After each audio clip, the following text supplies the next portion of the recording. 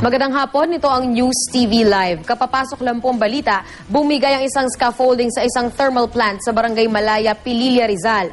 Batay sa inisyal na report, 6 ang sugatan sa insidente na naganap bandang 1:30 ngayong hapon. Nasa 70 feet daw ang taas ng gumuhong scaffold at natabunan ng bumagsak na tubo ang mga biktima. Isinugod ang mga biktima sa Tanay General Hospital at 8 pa ang nire-rescue sa ngayon.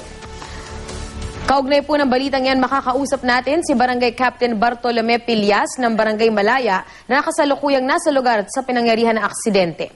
Magandang hapon sa inyo, sir. Si Lia Manyalak del Castillo po ito ng News TV Live. Opo. Sir, unang-una pakikwento nga po sa amin kung paano po ba yung nangyaring aksidente.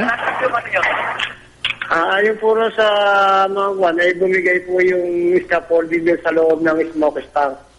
Kaya po yung mga tubong itinayo nila ay humuhupo bumaba. Sir, may idea po ba tayo kung paano pong bumagsak yung scaffold? Ay sa ngayon po, wala po tayong makausap doon sa nangangasiwa po ng kumpanya ng East West. Sila po kasi ang kumpanya nagkukumpay. Busy po sila sa pag-rescue pa doon sa nasa loob. So ongoing po ngayon ang pag-rescue. Sir, alam niyo po ba kung ilan po kaya yung mga nire-rescue pa? Yung nire-rescue po, may nailabas po kami na nung 15-40 hours na si Dennis Valdez. Kaya natira na lang po sa loob 7. May 7 pa pong nire-rescue. Opo. Meron po bang patay, sir, o wala naman po?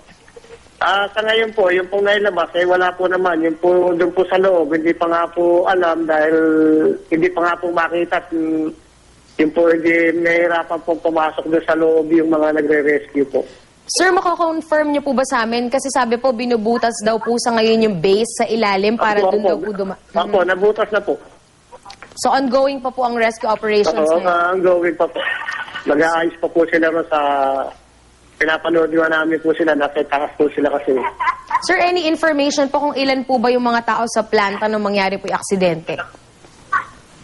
Yung pong yung contractor, hindi ko po alam kung ilang yung contractor na pumasok po ngayong Sunday. Pero meron pong mga dito ng maintenance ng SPC, dati pong Kipelco. Okay, maraming salamat po, Barangay Captain Bartolome Pillas.